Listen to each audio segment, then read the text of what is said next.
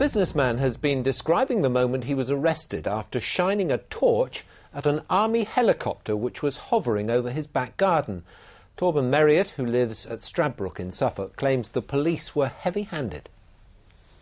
Illumination is very much part of the business which Torben Marriott runs from home. He supplies theatrical and stage equipment, but it wasn't these lights which landed him in trouble. It was a torch just like this one and what he did with it when a £16 million Apache was hovering outside at 1 in the morning, apparently just feet from the ground. It was absolutely deafening. World War III, I think. I know that sounds mad, but what really woke me up was my glass falling off the bedside table with the vibration. This place was shaking. He initially complained to the Ministry of Defence about the low flying. 2 weeks later, he was arrested by police for acting in a manner likely to endanger an aircraft. He was held at the police station in Bury for 9 hours before being released on bail. Officers also searched his home and confiscated the torch.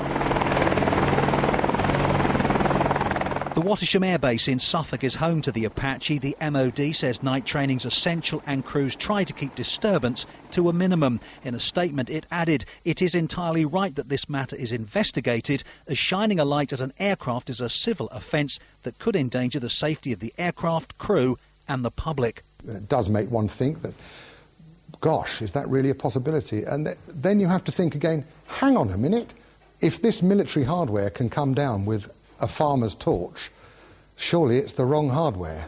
But late tonight, a fresh twist. Having reviewed the case, Suffolk Police said they'll be taking no further action. Kevin Birch, BBC Look East, in Stradbrook. Police in Suffolk are investigating the discovery of a woman's body next to a burning car. Officers found it last night on a farm in Bentley near Ipswich. They're now trying to establish the woman's identity. A post-mortem examination will take place in the next few days. The printing group which owns Clays of Bungay has announced a £7 million loss. St Ives said it had been hit by the recession. The company's already cut 400 jobs at print sites across the UK and isn't ruling out more. The biggest car park in Ipswich has been closed for emergency checks. Faults have been found in the multi-storey in Crown Street, and there are worries now that a shortage of parking spaces could hit Christmas shopping. It can hold 1,085 cars, but today the Crown car park was empty. It's still not clear what engineers have discovered, but regular users were given just 24 hours notice the car park was closing. The problems that came through were from a routine maintenance programme in the upper levels, and we thought it wise, while they were here, that they would do a survey of the whole building, and of course we couldn't take any risks while that survey was taking place. It's had a history of problems. Built in 1972, it was only 13 years old when it had to undergo major strengthening work to its concrete frame.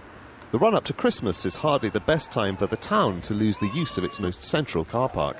We are creatures of habit at times, and we do go to where we know, and people think, oh, well, if that car park's closed, then I don't know where to park, I'll go somewhere else. But I would stress that there are plenty of car parks around the town, and indeed park and ride as well. A decision on the future of the car park was going to have to be taken sooner rather than later anyway. When the last major structural work was done on it in the early 90s, it was said then that it was only likely to last until the year 2010.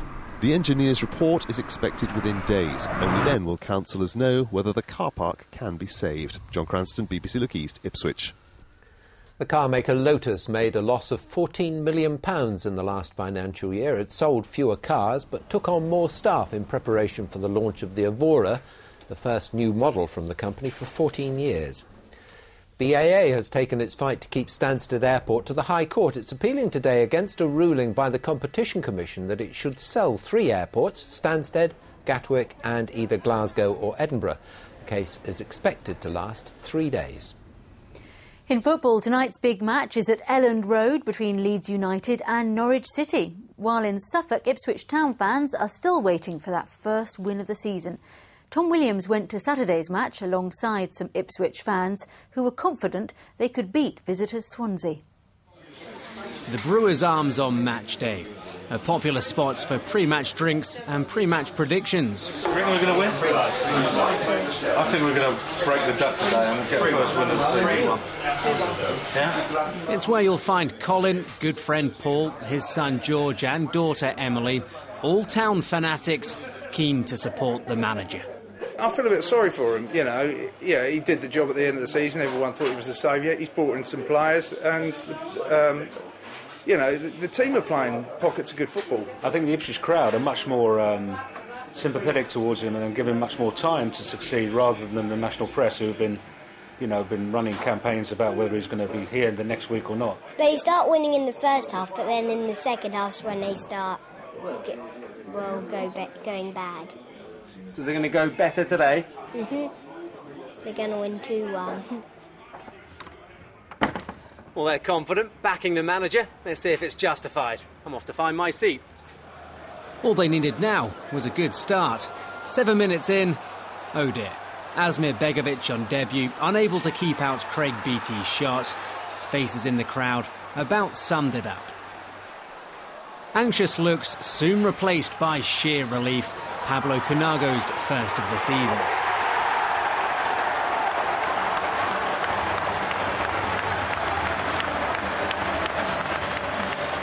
John Walters came closest to a winner, but another trying day for Colin and co. He fired him up at half-time, we came out all guns blazing, and then it just died off towards the end. He's going to get it right. It's just, let's hope sooner rather than later, you know, Tuesday night. But, yeah, he's a good manager, you know, it's just not going for us at the moment. Are you still behind the manager? No. No? What about you, George? Yeah. I feel sorry for him and I hope he stays in. Well, let's hope we can do better on Tuesday. They'll be there against Watford, 4 dedicated, devoted town fans, hoping game number 13 will prove to be the lucky one. Tom Williams, BBC Look East, Ipswich.